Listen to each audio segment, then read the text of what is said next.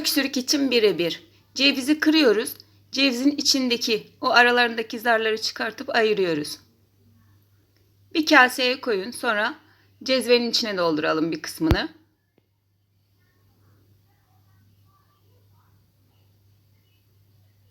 Sonra üzerine 2 bardak su ekleyelim. Kaynatalım. Kaynadıktan sonra kapağını kapatalım. Demlenmesini bekleyelim. Öksürük için birebir. Demlendikten sonra süzerek bardağımızı dolduralım. İsterseniz bir çay kaşığı balla da tüketebilirsiniz. Öksürüğe birebir. Tam bir şifa.